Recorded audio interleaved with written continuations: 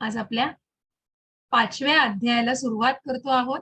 खूप आनंद आहे की आपण या 5व्या अध्यायात प्रवासामध्ये आलेलो आहोत.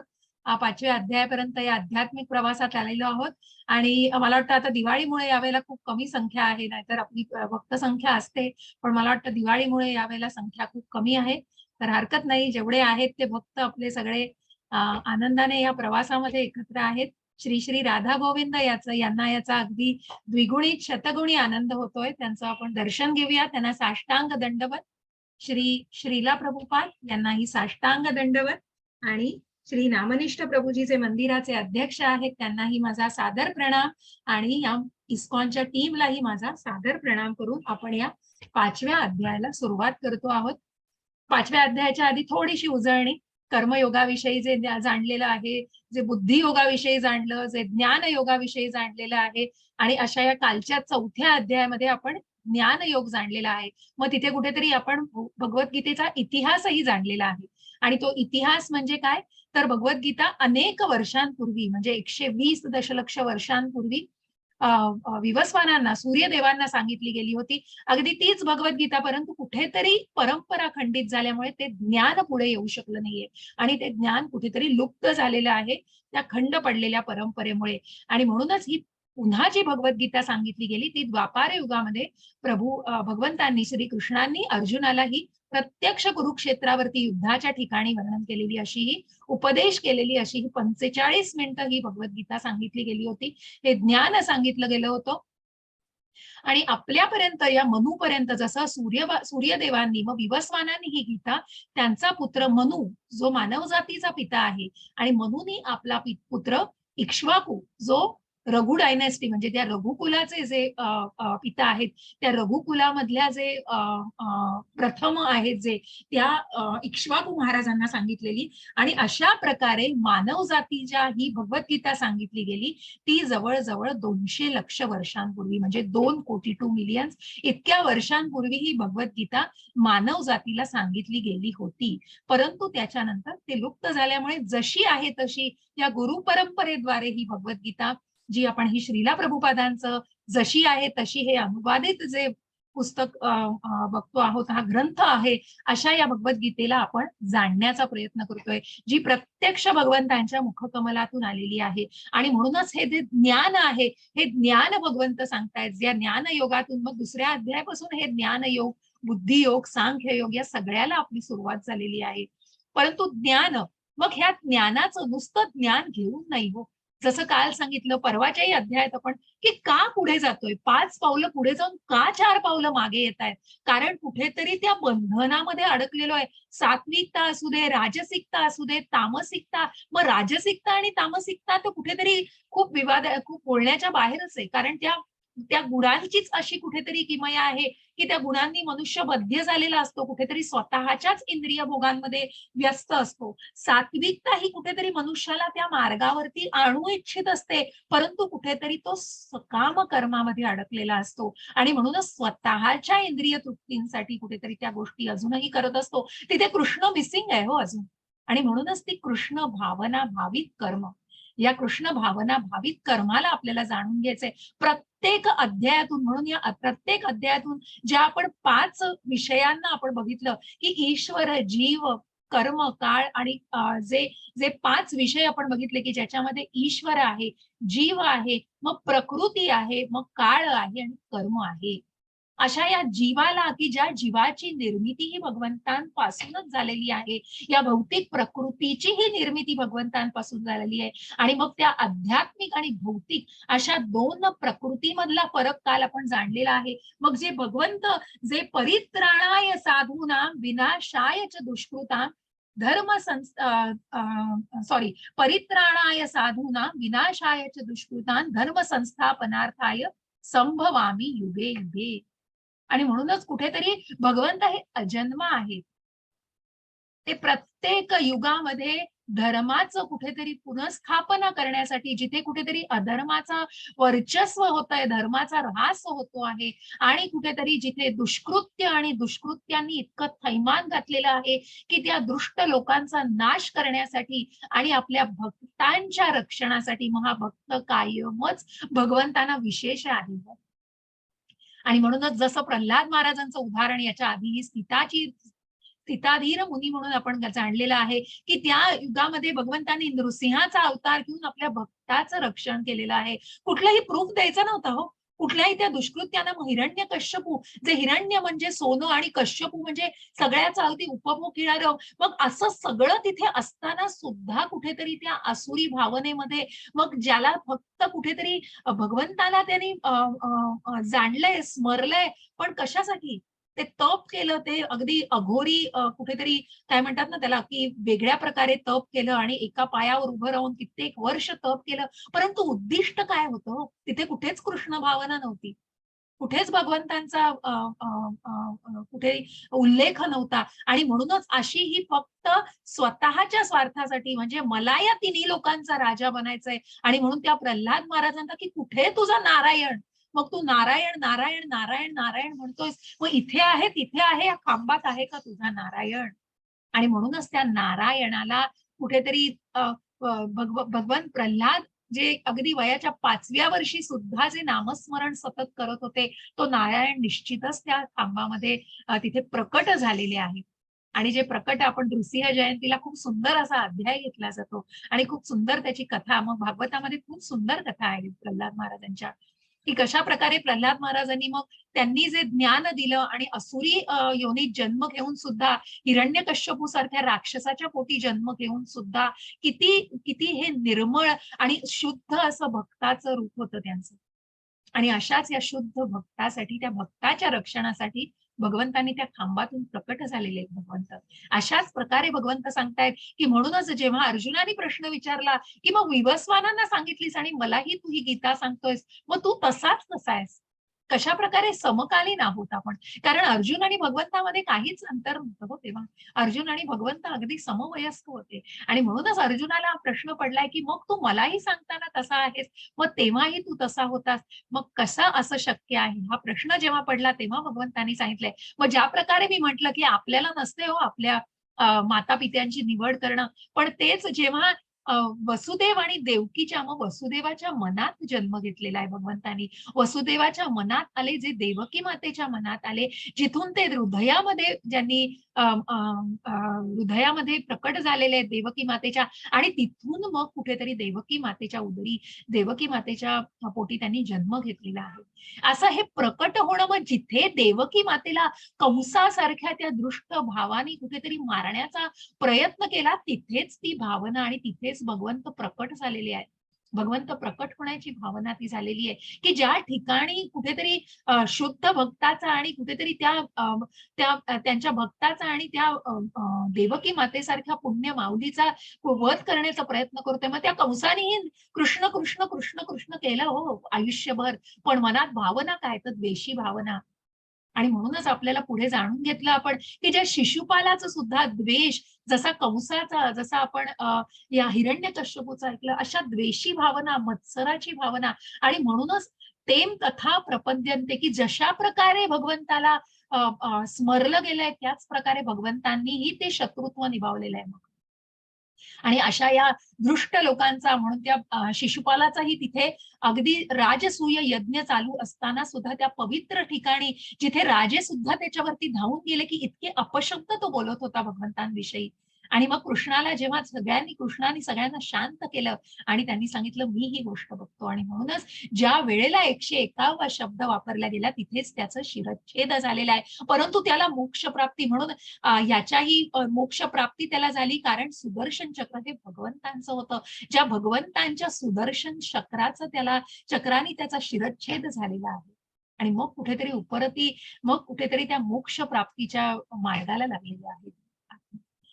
असंच हे जेव्हा आम्ही आपल्याला या रविवारी जे कथन करतात, त्याच्यामध्ये जुहूचे पुजारी आले होते. त्यांनी तेच सांगितलं, की कुरुक्षेत्रावरती सुद्धा प्रत्येकाला मोक्ष प्राप्ती झालेली आहे. कारण भगवंतांच्या नुसत्या तिथे उपस्थित असण्याने, कुरुक्षेत्रावरच्या मग अगदी जे अधर्माच्या बाजूनी होते, जे राजे ज्यांनी बळी गेले आणि ज्यांनी आपलं बलिदान केलेलं आहे, ते पांडवांच्या पक्षातले असो किंवा ते अधर्माच्या पक्षातले असू दे, सगळ्यांना मोक्ष प्राप्ती झालेली आहे भगवंतांच्या नुसत्या उपस्थित असण्याने तिथे. आणि इतकं या भगवंतांचं की ज्या भगवंतांना जाणायचे की जे अजन्म आहेत, मग कोणी यांना जाणलंय? जन्म कर्मच मे दिव्यम, की ज्या अनेक जन्म घेऊन सुद्धा की ज्यांनी या भगवंतांना अजन्मा म्हणून जाणलेलं आहे. मग कर्म कर्म भगवंतांनी कर्म प्रत्यक्ष स्वतःचं उदाहरण देऊन भगवंतांनी ते निष्कर्म स्वतः दाखवलेलं आहे. काय केलं नाहीये भगवंतांनी? अर्जुनाचं सारथ्य केलंय, नंदाच्या गोपींचं रक्षण केलेलं आहे आणि अनेक असुरांचा वध केलेला आहे. असं जे आपण 6 ऐश्वर्य भगवंतांची बघितली आहे, की जे ऐश्वर्याने परिपूर्ण असे आहेत. अशा या भगवंतांना ज्यांनी अजन्मा म्हणून आणि अद्वितीय अद्वैत म्हणून ज्यांनी जाणलेलं आहे, तेच कुठेतरी पुन्हा या भौतिक जगामध्ये परतून येत नाहीत. आणि म्हणूनच आपण त्या कर्माला जाणलेलं आहे. ती कर्माची गुंतागुंत मी तुम्हाला जे म्हटलं, ती कथा आणि त्या कशा प्रकारे मग कर्म करताना की ते निष्काम पद्धतीने कसं केलं पाहिजे. मग कर्माचे प्रकार आपण जे जाणले, कर्म, विकर्म आणि अकर्म. मग जे कर्म सकाम कर्मामध्ये केलं जातं, कुठेतरी त्या फळांची अपेक्षा ठेवून केलं जातं, तेव्हा ते सकाम कर्म. जे विकर्म म्हणजे काय हो? जे तमोगुणामध्ये, जे तमोभावनेमध्ये, रजोभावनेमध्ये वासनेच्या आहारी जाऊन, की मग त्याच्यातनं मला हे हवंय, मला ते हवंय, मला प्रमोशन मिळालंच पाहिजे, माझ्या मुलांना इथे ऍडमिशन मिळाली पाहिजे, मला ह्यो हवंय, मला त्यो हवंय, म्हणून मी हे करणार. आणि म्हणूनच त्या फळांच्या अपेक्षेला कुठेतरी जागून मग ती गोष्ट केली जाते. निश्चितच भौतिक जगात होतो आपण सगळे. त्यामुळे कुठेच या गोष्टीपासून आपण म्हणतो ना, आपण निश्चितच त्या मार्गावरती आहोत. आपण या सगळ्या गोष्टी करतोय. म्हणूनच कर्म भगवंत म्हणतायत, की युद्ध कर. अर्जुनाला सांगितलं तू युद्ध कर आणि म्हणूनच मग युद्ध केल्यानंतर तू युद्ध केल्यावर, जिंकल्यावर तुला हे राज्य सुद्धा स्वीकारायचंय. पण ते युद्ध करताना तुझी जी भावना आहे, ती भावना अत्यंत महत्वाची आहे आणि म्हणून ते कुठेतरी तू मला अर्पण कर. आणि म्हणून ते जेव्हा निष्काम पद्धतीने केलं जातं, तेव्हा ते अकर्माकडे असतं. पण विकर्म, विकर्म हे नियमाविरुद्ध केलं जातं. आणि म्हणूनच त्याला कुठेतरी विकर्म, मग जे सगळ्याच्या ज्या नियमांच्या विरुद्ध जाऊन ज्या कर्माला कुठेतरी केलं जातं, त्याचे परिणामही तितकेच भोगायला लागतात. जे उपभोगण्यासाठी म्हणून केलं जातं, त्या कर्माचे भोगही तितके भोगायला लागतात. अशीच एक ब्राह्मणाची कथा मी सांगून मग पुढे 5व्या अध्यायाला लगेच जातीये. मग या कर्माची गुंतागुंत जे आपण जाणली, मग या कर्माच्या गुंतागुंतीला म्हणजे की याच जन्मी सुद्धा त्या कर्माचे भोग भोगा किंवा मग पुढील जन्मामध्ये सुद्धा मग जे कर्म, मग जे चांगलं कर्मही केलेलं आहे, पुण्यकर्म, त्याचंही प्रिझर्वेशन, त्याचंही भगवंत रक्षण करतायत हो. मग तुम्ही जर 40% पुण्य या जन्मामध्ये केलंय, तर निश्चितच पुढचा जन्म तुम्हाला असा मिळतो. मग पुढे 7व्या अध्यायामध्ये आपल्याला जाणायचंय, की मग ते निश्चित वाया जात नाही. योगक्षेमम वहाम्यहम. आणि म्हणूनच ते निश्चितच कुठेतरी ते जपलं जातं भगवंतांकडून आणि 41व्या टक्क्यापासून त्या पुढच्या जन्मामध्ये पुण्याला सुरुवात केली जाते. म्हणजे कुठेही त्याचं विस्मरण होत नाही. कुठेही ते वाया गेलेलं नाहीये आणि म्हणूनच भगवंतांना जे भक्त विशेष आहे, त्या भक्तीला निश्चितच भगवंत जपतायत. आणि म्हणून आपल्याला त्या ब्राह्मणाची कथा अशी जाणायची आहे, की एक ब्राह्मण असतो आणि तो आपल्या कुटीमध्ये, आपल्या कक्षेमध्ये स्नान करत असतो. स्नान करताना तो एक कसायाला बघतो. त्या कसायाला जाताना त्याच्या आधी एक गाय तिथून जाते आणि ती गाय तिथून निघून जाते आणि मग तो कसाई त्या गायीचा शोध घेत घेत तिथून जात असतो. तेव्हा त्या ब्राह्मणाला तो प्रश्न विचारतो समोर असल्यावर, की "तुम्ही गाय जाताना बघितली का हो?" बघा ब्राह्मण कसा द्विधा मनस्थितीत पडला. ब्राह्मण आहे म्हणजे असत्य तर बोलू शकत नाही आणि गोहत्याचं पाप सुद्धा घेऊ शकत नाही. कारण त्या गायीचं जर जाणं सांगितलं तर तो कसाही जाऊन त्या गायीला मारणार आहे. आणि म्हणून पण त्या द्विधा मनस्थितीत तो ब्राह्मण फक्त एक बोट दाखवतो त्या गायीच्या पावलांकडे आणि त्या गायीच्या पावलांकडे बोट दाखवल्यावर कसाई त्या मार्गाने निघून जातो. आणि मग असं केल्यानंतर मात्र त्या ब्राह्मणाला बघा पुढचा जन्म घ्यायला लागतो. म्हणजे पुढील जन्मामध्ये पुन्हा, कारण त्या गायीचं कुठेतरी गोहत्या पातक असतं. 1 सेकंद द्या मला. 1 सेकंद.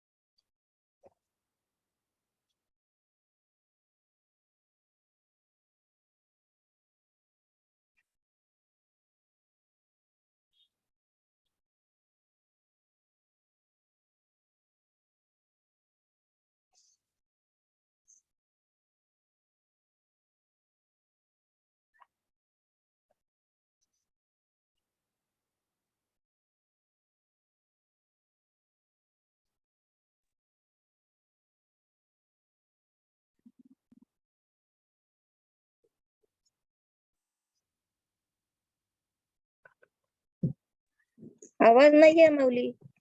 हरे राम. हरे कृष्ण एक सेकंड ना. हरे कृष्ण हरे कृष्ण.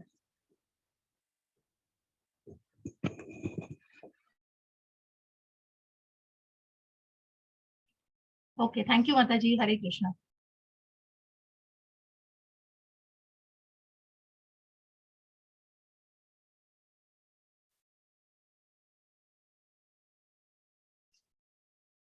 हा, क्षमस्व, जरा काम होतं. तर असं या ब्राह्मणाची कथा जी मी सांगत होते, मग त्या ब्राह्मणाने ते बोट दाखवलं त्या गायीकडे. परंतु मग तो ब्राह्मण त्या जन्मामध्ये खरं बोलल्यामुळे त्याला ब्राह्मणाचा जन्म झाला, जन्म पुन्हा मिळाला पुढच्या जन्मामध्ये. आणि जेव्हा पुढच्या जन्मामध्ये तो ब्राह्मण म्हणून जन्माला आला, तेव्हा तो तीर्थयात्रा करत असतो.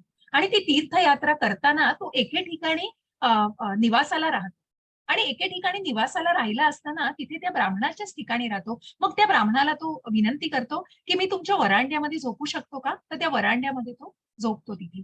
मग ती ब्राह्मण आणि त्याची पत्नी त्याची जे काही असतं ती त्यांची आदरातिथ्य करतात आणि त्या प्रकारे तो ब्राह्मण तिथे निवासाला राहतो. निवासाला राहतो, रात्र होते तेव्हा त्या ब्राह्मणाची पत्नी जिथे राहिलेला असतो त्या ब्राह्मणाची पत्नी या ब्राह्मणाजवळ येते आणि त्या ब्राह्मणाजवळ येऊन त्यांना म्हणते ब्राह्मणाला की माझ्या पतीपासून मला सुख नाहीये, तर मला तुमच्या बरोबर राहायचंय. हे ऐकून तो ब्राह्मण चकित होतो, एकदम आश्चर्यचकित होतो आणि तो म्हणतो, हे काय करताय तुम्ही माऊली? आणि तुम्ही असं करू शकत नाही, तुम्ही हे पाप करताय, हे विचार करणं सुद्धा किती पाप आहे. असं म्हटल्यावरती बाई खूप हट्टाला पेटते त्या ब्राह्मणाची पत्नी.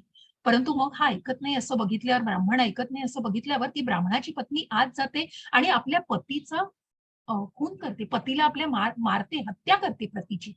आणि पतीची हत्या केल्यानंतर तो आवाज ऐकून हा ब्राह्मण आतमध्ये जातो. आणि ती जी सुरी असते ती ती पत्नीच्या हातात, ब्राह्मणाच्या पत्नीच्या हातात बघून ते दृश्य बघून तो चकित होतो, हे काय झालंय म्हणून. आणि हे सगळं होता सगळा आवाज गलक्यामुळे तिथे लोक जमा होतात. लोक जमा होताना जेव्हा ते येऊन बघतात तेव्हा तो सुरा या ब्राह्मणाच्या हातात असतो. बघा, त्या ब्राह्मणाच्या उजव्या हातातच तो सुरा असतो की ज्या गोष्टीचा त्याच्याशी काहीही संबंध नसतो, परंतु त्याला त्या हत्येचं त्याच्यावरती त्याच्या माथी येतं, त्या हत्येचं जे काही ती हत्या केलेली असते ब्राह्मणाची की तू केलीयस ही हत्या, अशा प्रकारे त्याला आरोपी धरलं जातं. आणि ज्या ज्या बोटाने त्यांनी त्या गायीकडे, गायीच्या पावलांकडे तोच हात त्याचा कापला जातो त्या सगळ्या गावकऱ्यांकडून. ते जे निर्णय घेतात की तू या हाताने मारलायस ना, त्याचा तोच हात कापला जातो. बघा की मग त्या गायीने जो काही ज्या जन्म घेतलेला होता, मग त्या त्या पत्नीच्या रूपामध्ये जो जन्म घेतलेला होता, या सगळ्यांनी त्या कर्माला त्याला भोगायला लागले, त्याचे भोग आहोत ते त्याला भोगायला लागले. अशा या कर्माला पुढच्या जन्मी जन्म घेऊन सुद्धा, जरी ब्राह्मण म्हणून त्याला जन्म मिळाला कारण तो खरं बोलला होता, परंतु त्याला त्याच्या कर्माचे भोग असे भोगायला लागले. अशी ही कर्माची गुंतागुंत आहे. आणि म्हणूनच त्या जन्मी की जितकं जितकं ते निष्काम कर्माने केलं जातं, मग आजच्या अध्यायामध्ये आपल्याला बघायचं आहे की कितीही वेळेला मग ते अज्ञानात केलं झालेलं कर्म असू दे, जाणून बुजून केलेलं कर्म असू दे, त्या कर्माचे भोग हे भोगायलाच लागतात. आणि म्हणूनच मग त्या जन्मामध्ये नाही तर पुढच्या जन्मामध्येही ते भोगायला लागतात. जे आपण हे भोग म्हणतो आणि जे काही आपलं प्रारब्ध म्हणतो, या सगळ्याचा उद्दिष्ट मग बऱ्याच वेळेला बघा, जे मी म्हटलं की जे भगवंतांकडून ज्याचं रक्षण केलं जातं, ज्या जपलं जातं त्या भक्तीला, मग अनेक वेळेला आपण बघतो अगदी लहान लहान मुलं जे अगदी ज्यांची मुखोद्गत असते हो भगवद्गीता, की अगदी 1-2 वर्षाच्या काळात की जिथे आपल्याला नुसतं आ ब असं सुद्धा बोलणं येत नसतं, परंतु हे कुठेतरी जाणवतं. आणि म्हणूनच इथे कुठेतरी निश्चितच जाणवतं की त्या पुण्याची पूर्णपणे अगदी जपलं गेलेलं आहे ते पुण्य. अशा प्रकारे या कर्माची गुंतागुंत आपण बघितली. आणि मग ज्यांनी भगवंतांना असं जाणलेलं आहे, जन्म कर्मच मे दिव्यम, अशा या भक्ताला भक्त भगवंतांसाठी नक्कीच विशेष असतो. आणि मग कुणाकडून हे जाणता येतं, कुणाकडून हे ज्ञान घेता येतं, तर हे ज्ञान एका उत्तम गुरुकडून, जे काल आपण जाता जाता ज्या अध्यायात शेवटी बघितलं की मग ते तिथे सांदीपनी ऋषींच्या आश्रमात प्रत्यक्ष भगवंतांनी सुद्धा जे ज्ञान घेतलेलं आहे. आणि असं हे ज्ञान घेऊन, हे ज्ञान कोणी सोम्या गोम्या ऐरा गैरा नाही हो, मग या मायावादी दुनियेमध्ये या तत्वज्ञानी दुनियेमध्ये किंवा कुठल्या तरी स्वतःच्याच गोष्टींना म्हणून प्रभुपाद म्हणतात की मग जे जे भगवद्गीता जे तिथल्या भगवद्गीता जशी आहे तशी या पुस्तकातून जे उपदेश करता आहेत ते ज्ञान, पण जे स्वतःच्याच कल्पनांमधून कुठेतरी काही सांगता आहेत ते निश्चितच ज्ञान म्हटलं जात नाही. कारण जे जसंच्या तसं भगवंतांचं ज्ञान आपल्यापर्यंत पोहोचवलं जातंय याला खूप महत्व आहे आणि प्रभुपादांनी या तात्पर्यात सुंदर प्रकारे त्याचं वर्णन केलेलं आहे. अशा या उत्तम आध्यात्मिक गुरुचं महत्व ही जाणणं हे अत्यंत आवश्यक आहे. कारण हे ज्ञान घेऊनच त्याचं आचरण करायचंय. नुसतं ते ज्ञान घेऊन काही उपयोग नाही हो त्याचा, पण त्या ज्ञानाला जेव्हा आचरणात आणलं जातं तेव्हा निश्चितच त्या ज्ञानाला कर्मातून आपल्या काय म्हणतो ना आपण त्याला की निष्काम कर्म कशा प्रकारे केलं जातं, कारण त्या घेतलेल्या ज्ञानातून कशा प्रकारे कृष्ण भावना जोपासायची आहे, मग जे कर्म करतो आहे ते कुणाला अर्पण करायचं आहे, या सगळ्या गोष्टी आपल्याला आजही जाणायच्या आहेत. मग जिथे आपल्याला अर्जुन आजही प्रश्न विचारतायत भगवंतांना 5व्या अध्यायाच्या सुरुवातीला, संन्यासं कर्मणा कृष्ण पुनर्योगम च शंससि यच्छ्रेहयेत योरेकम तन्मे ब्रूहि सुनिश्चितम. सुनिश्चितम बघा काय सांगतायत भगवंत. अर्जुन काय विचारतायत भगवंताला. वाचता येत आहे तुम्हाला, दिसतंय प्राची माताजी पुन्हा हे थोडं लाईट राहिलंय, कुणाला वाचता येत आहे का हे, नाही तर मी वाचते. येत आहे वाचा चालेल. वाचा माताजी. हरे कृष्ण. हरे कृष्ण माताजी. अर्जुन म्हणाला, हे कृष्ण, सर्वप्रथम तुम्ही मला कर्माचा त्याग करण्यास सांगता आणि पुन्हा तुम्ही भक्तिपूर्वक कर्माची प्रशंसा करता. आता तुम्ही कृपया मला निश्चितपणे सांगा की या दोघांपैकी कोणता अधिक फायदेशीर आहे. तन्मे ब्रूहि सुनिश्चितम. हरे कृष्ण. अनेक श्री.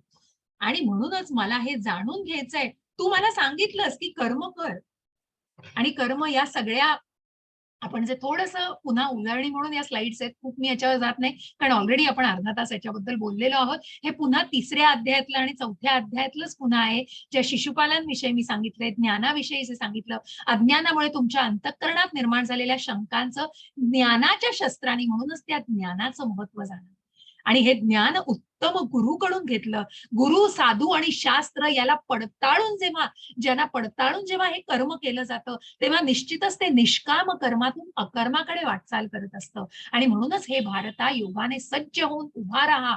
तू जे कर्म करणार आहेस ते अगदी दृढ निश्चयाने कर आणि तू निश्चयाने उभा राहा आणि युद्ध कर.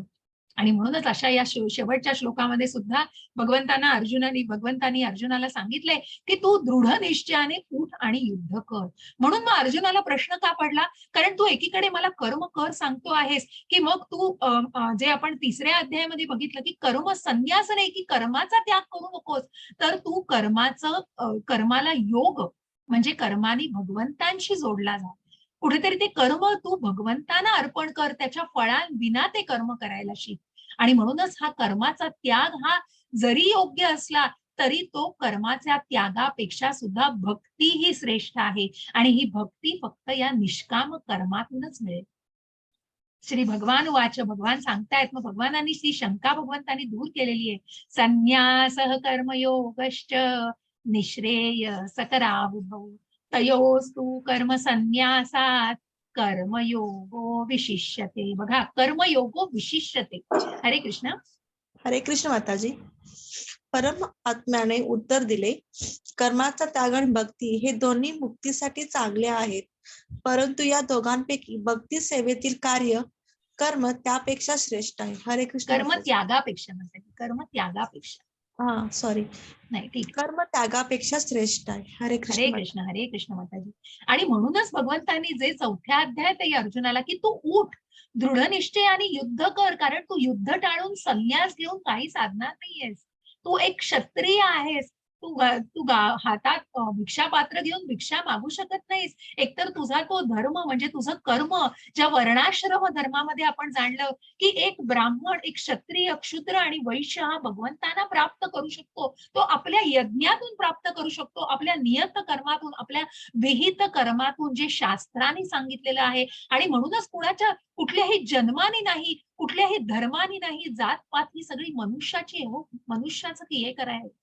परंतु भगवंताने जी विभागणी केलेली आहे ही फक्त एका कर्माद्वारे केलेली आहे. ज्या कर्माद्वारे भगवंतांनी 4 वर्णांची विभागणी केलेली आहे आणि मग 4 आश्रमांची ज्या स्पिरिच्युअल, ज्या आध्यात्मिक मार्गाने ती विभागणी केलेली आहे. आणि म्हणूनच भगवंत म्हणतायत की तू कर्माचा त्याग करू नको, कर्म हे केलं पाहिजे. तुझं कर्म टाळून उपयोग नाही. तू कर्माचा त्याग करशील, मग तेही आपल्याला जाणायचंय की नुसता कर्माचा त्याग कुठल्या उद्देशाने केला की ते काय वैराग्य असतं. म्हणून ही भक्ती श्रेष्ठ आहे. तर कर्माला त्यागू नकोस. कर्म संन्यासापेक्षा कर्म योग हा निश्चितच, कर्मयोग ज्याच्यातून जे भक्तीतून साधलं जातं ते निश्चितच श्रेष्ठ आहे. आणि म्हणूनच या निष्काम कर्माला कशा प्रकारे आपल्याला जाणायचंय, या नृगराजाची छोटीशी कथा मी सांगणार आहे की मग सकाम कर्मामध्ये अडकल्यावर कशा प्रकारे जे आपण त्या ब्राह्मणाचं वाचलं तेच या नृगराजाला कशा प्रकारे भोगायला लागणार आहे. कारण मग कसं झालं की दान केलं त्यांनी, तो दानासाठी अगदी फेमस होता, दानासाठी प्रसिद्ध होता नृगराजा. तो लाखो गायींचं रोज दान करायचा. परंतु कशासाठी? कारण कुठेतरी सकाम कर्माने बांधला गेला होता की माझ्या राज्याला हे मिळावं आणि ह्या सगळ्या गोष्टींनी, या सगळे असं चांगलं व्हावं, ते चांगलं व्हावं, या फलदायी कृत्यांमध्ये तो अडकलेला होता. आणि त्या कृत्यांनीच तो दान करत होता, त्या अपेक्षांनी तो दान करत होता. आणि ते दान करण्याची त्याची पद्धत ती होती. परंतु ती एक चूक. आणि मग ते करताना सुद्धा बघा, जे पुण्य भावनेने केलं गेलं, सात्विकतेने केलं गेलं. मग एका ब्राह्मणाला त्यांनी काही गायी दान केल्या एके दिवशी. तो ब्राह्मण त्या गायी घेऊन आपल्या घरी परत गेला. पण बघा प्राण्यांचं कसं असतं की कशा प्रकारे ती गाय जरी त्या ब्राह्मणाच्या घरी गेली तरी एक गाय पुन्हा उलटून आपल्या जुन्या घरी, म्हणजे जिथे राजाकडे ती पुन्हा येऊन राहिली. आणि हे काय त्या राजालाही माहिती नाही आणि त्या ब्राह्मणालाही माहिती नाही. दुसऱ्या दिवशी नेहमीप्रमाणे राजा नृग दान करत होता. दान करताना ती दान केलेली गायच त्या पुन्हा गायींमध्ये होती आणि ती दान केलेली गाय पुन्हा त्या राजाकडून दुसऱ्या ब्राह्मणाला दिली गेली. आता हे ना त्या राजाला माहिती, त्या दुसऱ्या ब्राह्मणाला माहिती, ना या ब्राह्मणाला. पण जेव्हा हा ब्राह्मण सकाळी उठला आणि त्यांनी बघितलं की एक गाय मिसिंग आहे आपली, एक गाय नाहीये याच्यामध्ये, तेव्हा तो पुन्हा राजाकडे जायला निघाला. आणि मग जाता जाता वाटेमध्ये त्यांनी ही गाय बघितली. त्याला बरोबर त्याची गाय दिलेली होती ती ओळखता आली. मग तो त्या ब्राह्मणामध्ये त्यांच्यात बोलाचाली झाल्या. मग ते पुन्हा राजाकडे गेले की हे काय केलंयस तू, दान केलेली गाय तू कशी दान करू शकतोस. म्हणून तो ब्राह्मण चिडला. आणि मग त्या ब्राह्मणाला चिडलेलं बघून नृगराजा म्हणाला, शांत व्हा तुम्ही, मी तुम्हाला अजून 1,00,000 गायी देतो, परंतु तुम्ही ही गाय त्या ब्राह्मणाला द्या. की याही ब्राह्मणाला तो विनंती करतो. परंतु ती चूक झाली ती झाली आणि ती चुकीचं प्रायश्चित्त म्हणूनच त्या नृगराजाला त्या ब्राह्मणाचा शाप स्वीकारायला लागला आणि त्याचा जन्म, त्याला या सरड्याचा जन्म घ्यायला लागला. जरी तो इतकं दान सगळं करत होता तरी त्या सकाम कर्मातून बघा मग त्याला त्या सरड्याचा, मग जेव्हा त्याचा मृत्यू झाला तेव्हा यमराजांनी त्याला विचारलं की तू पुण्यही केलंयस तुझ्या जन्मामध्ये आणि तुझ्याकडून हे पाप झालेलं आहे, या ब्राह्मणाला कुठेतरी फसवल्याचं तुझ्याकडून पाप झालंय, तर तुला ते फसवल्या पापाचं आधी भोगायचंय, पापाचं कर्म भोगायचंय का मग तुला पुण्याचं भोगायचं आहे. तर तेव्हा तो राजा नृग म्हणतो, नाही मला आधी पापाचं प्रायश्चित्त घ्यायचंय आणि मला पापाचं हे भोगायचं आहे. आणि मग तेव्हा त्याला त्या सरड्याचा जन्म मिळतो. हजारो वर्ष तू त्या सरड्याचा जन्म घेऊन त्या विहिरीमध्ये पडून राहतो आणि तुला मोक्ष हा कृष्ण युगामध्ये, द्वापार युगामध्येच मिळेल. आणि अशा प्रकारे जेव्हा कृष्णाची मुलं आणि कृष्ण भगवंत प्रत्यक्ष तिथे वावरत असतात तेव्हा तहान लागली म्हणून तेव्हा ते त्या विहिरीच्या ठिकाणी जातात मुलं. तेव्हा ती बघतात की त्या विहिरीमध्ये असा हा मोठा भला मोठा प्राणी आहे त्या विहिरीमध्ये. तेव्हा ते घाबरून जातात आणि जाऊन आपल्या वडिलांना सांगतात. आणि भगवंत प्रत्यक्ष मग तेव्हा मदतीला येतात आणि त्यांना पाणी देण्यासाठी म्हणून तेव्हा त्या विहिरीत डोकायला जातात. आणि जेव्हा ती मुलं सांगतात म्हणून तो सरडा बघायला येतात तर भगवंत हो, त्यांना सगळ्याचीच कल्पना असते. आणि म्हणून मग त्या सरड्याला बघून त्यांनी आपला हात पुढे केलेला आहे आणि त्या सरड्याला बाहेर काढताना त्यांचा जो स्पर्श झालेला आहे त्यांनी राजा नृगाला पुन्हा त्याचा जन्म मिळालेला आहे. आणि म्हणूनच तो मोक्ष प्राप्तीकडे पुन्हा जाऊ शकतो. परंतु त्याला तितके 1000 जन्म त्या विहिरीमध्ये काढायला लागले आणि म्हणूनच त्या अनेक तितक्या काळापर्यंत त्याला न्यायला लागला आणि पुन्हा पुढचा जन्म घेऊन मग त्याला त्याच्या पुण्यकर्माला भोगता आलं आणि मग त्याला मोक्ष प्राप्ती झालेली आहे. अशा या कर्माला की सकाम कर्मामध्ये मग जे फलदायी कृत्यांमध्ये मग अशा गोष्टींना काय म्हणतात? प्रपंचिकताय बुद्ध्या हरिसंबंधी वस्तुना मुमुक्षुभिः परित्यगो वैराग्यम फल्गु कथ्यते. हरे कृष्ण माताजी. सुनैया माताजी वाचा. माताजी, हरे कृष्ण. मोक्ष प्राप्तीसाठी आसुसलेले लोक जेव्हा परमात्म्याशी संबंधित गोष्टीचा त्याग करतात व असे मानतात की त्या गोष्टी भौतिक आहेत, तेव्हा त्यांचा त्याग अपूर्णच असे म्हणतात. हरे कृष्ण माताजी. हरे कृष्ण. मग हा त्याग अपूर्ण, तुम्ही म्हणाल हा त्याग का अपूर्ण? कारण भौतिक गोष्टींचा तो त्याग केलाय, पण तिथे कृष्ण कुठे आहे हो? तो स्वतःच्या मोक्ष प्राप्तीसाठी, मग तिथे मी आहे अजून, मग तिथला मी हल्ला नाही हो. तिथे ते भगवंतांना अर्पण केलं जात नाही, कुठेतरी ते पुन्हा त्या सकाम कर्माशी बांधलं जात आहे, त्या मीशी बांधलं जात आहे. तो जो खोटा अहंकार आहे ना, तो अजूनही जागृत आहे तिथे. आणि म्हणूनच जेव्हा हे संन्यासी किंवा जे पूर्णपणे योगी समजले जात नाहीत, कारण का? कारण त्यांचा त्याग हा स्वतःला मोक्ष प्राप्ती मिळावी म्हणून मी हे करतो आहे. मग तिथे कृष्ण भावना मिसिंग आहे. पण आणि म्हणूनच ते भगवंतांशी जोडलं जात नाहीये, परमात्म्याशी पूर्ण जोडलं जात नाहीये अजून. आणि म्हणून त्या संबंध गोष्टींचा मी मला मोक्ष मिळावा म्हणून त्याग करतो आहे. आणि म्हणून मग या भौतिक जगतातल्या गोष्टींचा त्याग केला तरीही ते फलगू नावाची नदी आहे का बिहार राज्यामध्ये, की जी वरून नदी दिसत नाही, थोडं खाली गेलं की मग ती नदी दिसते. आणि म्हणूनच हे दिसतं तसं नसतंय. म्हणून ते फलगू वैराग्य, कारण ते अपूर्ण वैराग्य आहे कुठेतरी. आणि म्हणून याला युक्त वैराग्य कशाला म्हणतात? की जे तुम्ही कृष्ण भाव, मग ते कर्माचा त्याग करायला लागत नाही त्याच्यासाठी, ते कर्म योगाने केलं जातं, ते कृष्ण भावना भावित होऊन कर्म केलं जातं. आणि म्हणून जेव्हा त्या भावनेने कर्म केलं जातं तेव्हा त्या कर्माचा त्याग करण्याची गरजच उरत नाही. आणि म्हणून मग ते युक्त वैराग्य म्हणून जाणलं जाते. ते आपोआपच कुठली बांधिलकी येत नाही त्याच्यामध्ये, आणि ते वैराग्य निश्चितच युक्त म्हणून जाणलं जातं. ज्ञेयः स नित्य संन्यासी यो न द्वेष्टी न कांक्षति निर्द्वंद्वो हि महाबाहो सुखम बंधात प्रमुच्यसे. हरे कृष्ण. हरे कृष्ण. जो आपल्या कर्माचा द्वेष करत नाही किंवा त्याच्या फळाची इच्छाही करत नाही, तो सदैव संन्याशी समजला जातो.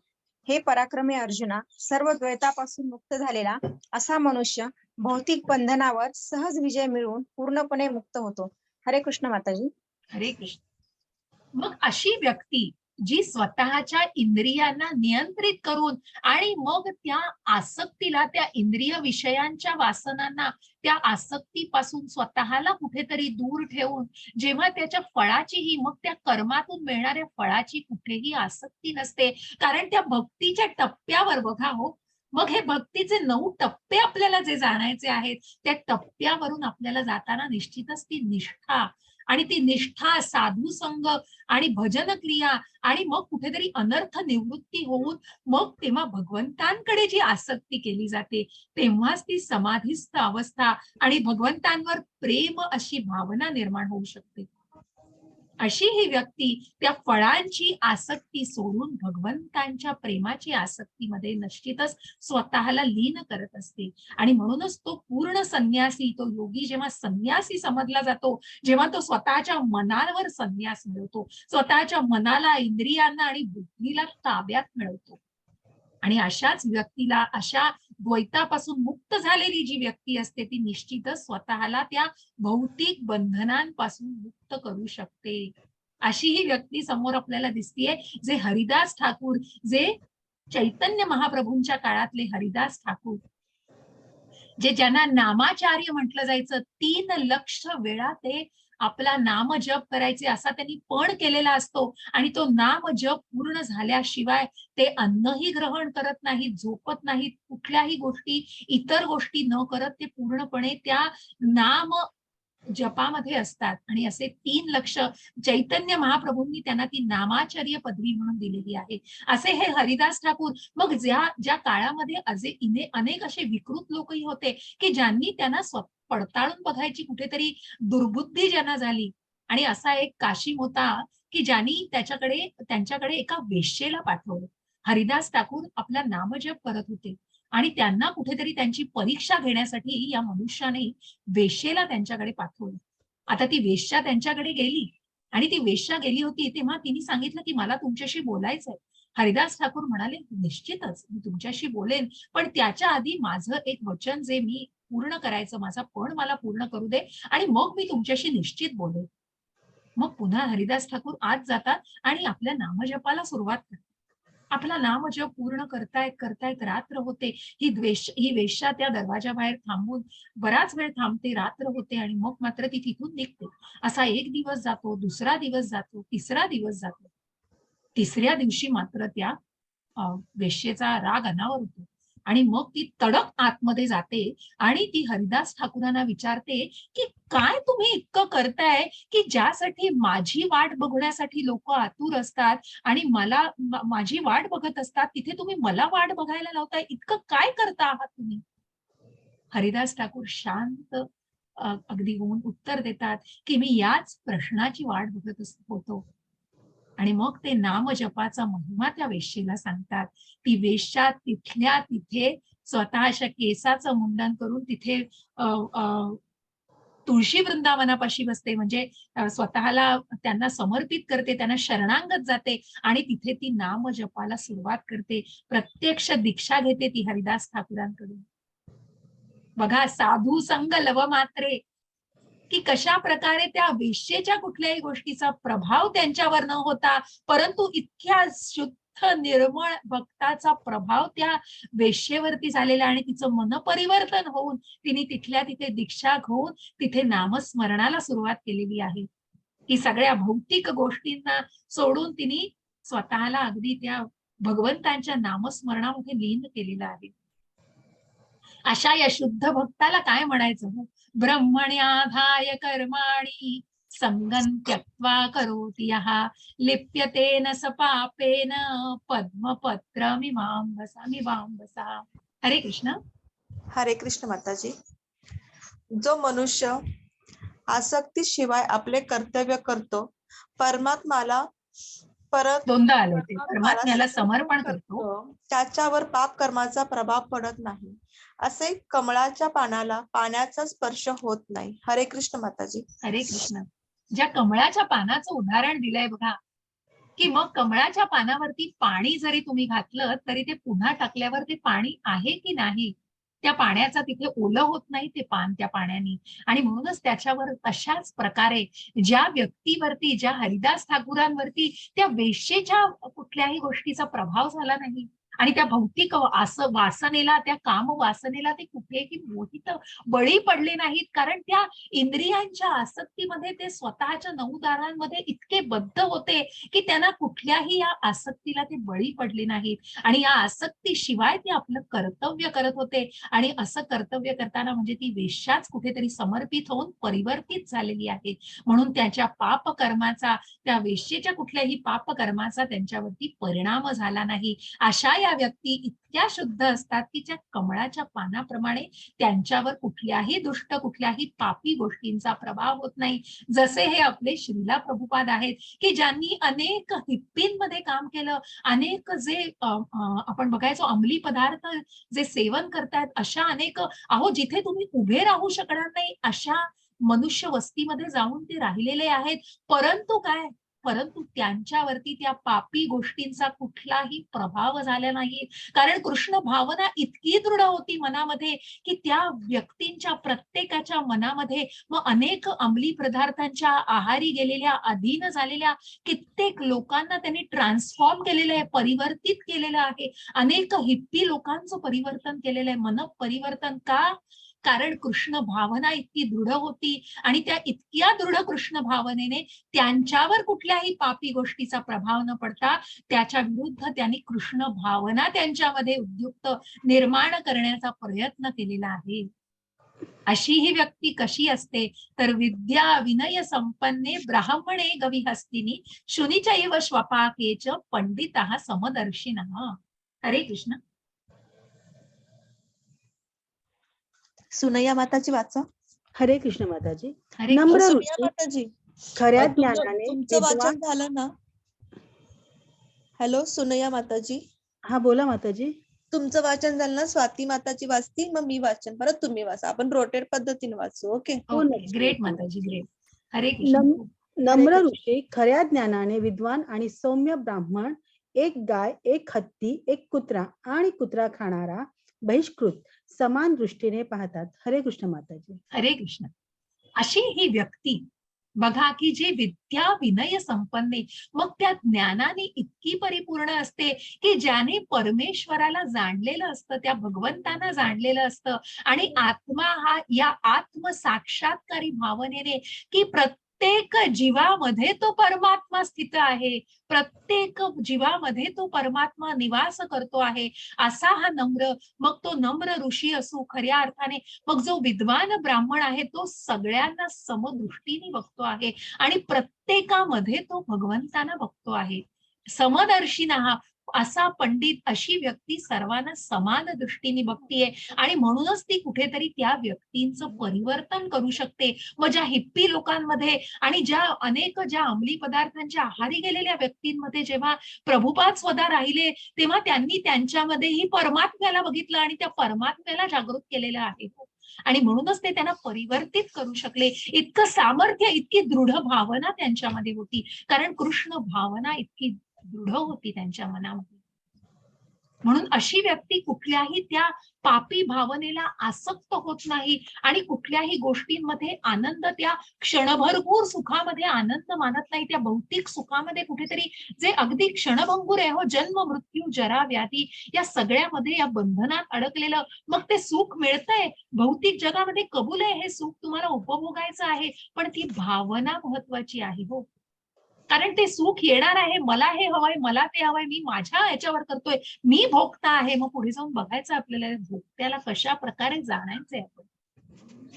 ये हि संस्पर्शजा भोगा दुःखयोनय एव ते आद्यन्तवन्तः कौन्तेय न तेषु रमते बुधः. हरे कृष्ण. हरे असं कृष्ण. ते हात जो आलाय ना, तो त्यामुळे दिसत नाही अक्षर, त्यांना हात ते काढायला लावा. कुठला हात आलाय हो? हा, सुनैना असं काहीतरी हे दाखवलं ना, हँड राईज केलेलं. हा, आता आलं, गेलं. धन्यवाद माताजी. हरे कृष्ण माताजी. वाचा एक माताजी. हरे बुद्धिमान व्यक्ती दुःखाच्या स्त्रोतामध्ये भाग घेत नाही, जे भौतिक इंद्रियांच्या संपर्कामुळे होते. हे कुंती पुत्र, अशा सुखांना आरंभ आणि अंत असतो आणि त्यामुळे ज्ञानी मनुष्य त्यात आनंद मानत नाही. हरे कृष्ण माताजी. हरे कृष्ण. आणि म्हणूनच असं ज्ञान ज्याला आहे, मग ज्या भौतिक सुखामध्ये जे क्षणभंगूर आहे, हो, जो सुरुवातही आहे आणि अंत आहे असा, मग जे आपल्याला चित्रात दिसतंय हे सगळे प्राणी मात्र आहेत आणि हे इतर जीव आहेत बघा, कारण ते कुठेतरी त्यांचं एक स्पर्श ज्ञान इतकं स्ट्रॉंग असतं की मग ते इतकं सेन्सिटिव्ह आणि इतकं ते काय म्हणतात ना त्याला बलवान असतं की मग त्याच्या पुढे इतर गोष्टी त्यांना रोखूच शकत नाहीत. मग ज्या प्रकारे आपण त्या टिटव्यांना बघतो की दिसतंय त्या लाईटाकडे जाऊन आपण मरणार आहोत, तरीही त्या लाईटाकडे आकर्षित होत आहेत, तरीही त्या लाईटाकडे त्यांना जायचंय. सॉरी. मग ज्या हरणाला त्या आवाजाने कुठेतरी तो आवाज येतो आहे सुमधूर असा बासरीचा, परंतु मग त्या त्या आवाजाच्या दिशेने ओढला जातोय, मग ती ओढ इतकी कुठेतरी बलवान असते की ती त्याला रोखूच शकत नाही. जो हत्ती त्या मादीच्या कुठेतरी भेटण्याने, आणि म्हणून तो खड्डा समोर आहे की आपण त्या खड्ड्यामध्ये पडणार आहोत आणि हे सगळं कुठेतरी ट्रॅप आहे, हे तो जाणूच शकत नाही. कारण कुठेतरी तो जो आवाज काढला जातो त्या आवाजाच्या दिशेने त्या मादीच्या ओढीने तो तिथे जातो. त्याच प्रकारे भुंगा आपल्याला दिसतोय. मग जिथे जाऊन त्या पंखुड्यांमध्ये जाऊन आपण इतकं त्या परागकणांचं कुठेतरी आकर्षण आहे, पण तिथे आपण गेलो तर आपण जर त्या पाकळ्या मिटल्या तर आपण त्याच्यात गुदमरून मरणार आहोत, हे कळून सुद्धा कुठेतरी ती जी ओढ आहे ती रोखू शकत नाही. त्याच प्रकारे माशाचा ट्रॅप लावलेला, मग ते हवंच आहे, पण त्या ट्रॅप मध्ये आपण अडकणार आहोत आणि आपण त्या जाळ्यात पकडले जाणार आहोत, हे कळून सुद्धा कुठेतरी ती संवेदना रोखू शकत नाही, कारण ते प्राणी आहेत आणि ती बुद्धिमत्ता प्राण्यांची ही मनुष्यापेक्षा निश्चितच खूप वेगळी आहे. आणि त्या बुद्धिमत्तेनेच कुठेतरी मनुष्य या प्राणीमात्रांपासून वेगळा आहे. मग त्या जीवांमध्ये आहे, ते जीव आहे सगळ्यामध्ये, परंतु बुद्धीने मग मनुष्य. आणि मनुष्यात तर मग किती सेन्सिटिव्ह. अहो 5 ज्ञानेंद्रिय आहेत बघा. खाण्याचं सगळं कुठेतरी चमचमीत हवंय तोंडाला, बघण्याला कुठेतरी सगळं छान छान बघायचंय, कानांना ऐकायचंय, नाकाला छान वास, स्पर्श ज्ञान वेगवेगळं. मग असे किती स्ट्रॉंग सेन्सेस आहेत. किती डेंजर आहे बघा मनुष्याला. किती कुठेतरी खूप सावधानतेने जायचंय. आणि म्हणूनच जो मनुष्य ज्ञानाने परिपूर्ण होतोय, जो मनुष्य हे जाणू शकतो आहे की जो भगवंतांना जाणतो आहे, भगवंतांचं जन्म कर्म जाणतो आहे, आणि जो कृष्ण भावनेने कर्म करणं जाणतो आहे, असा ज्ञानाला ज्यांनी घेतलेला आहे, जो आपलं कर्म साधू शास्त्र गुरु यांना पडताळून पुढे करतो आहे, जे निष्काम पद्धतीने करतोय, तो निश्चितच या भौतिक सुखांना आपलं कुठेतरी हे मानणार नाही हो. कुठेतरी फक्त आपलं ध्येय तेवढंच आहे ते नाही मानणार, कारण त्याला माहितीये की या सुखाला सुरुवात आहे तसा अंतही आहे.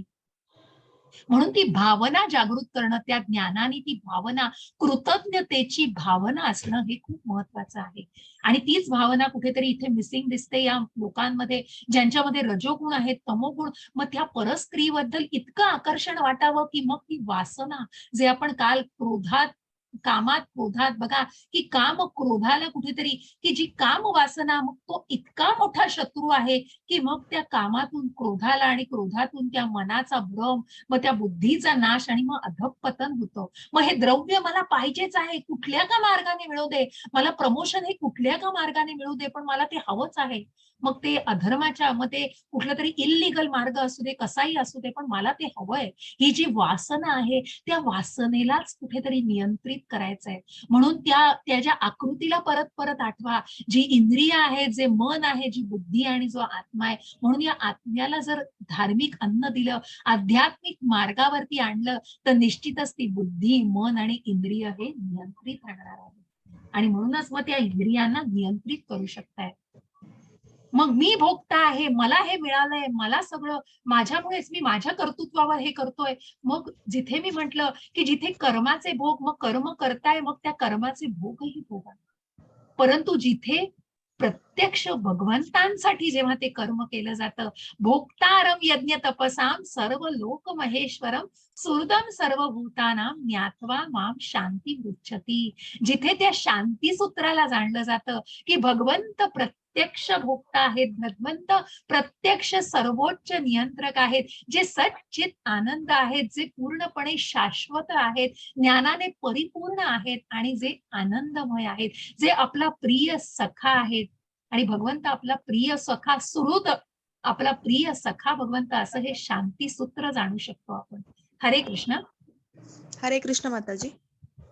सर्व यज्ञ तपस्या यांचा अंतिम उद्देश सर्व ग्रह आणि देवतांचा परम स्वामी आणि सर्व प्राणी मात्रांचा कल्याण करता आणि हितचिंतक म्हणून मला ओळखून ऋषी भौतिक दुःखांच्या वेदनापासून शांती प्राप्त करतात. हरे कृष्ण माताजी. हरे कृष्ण.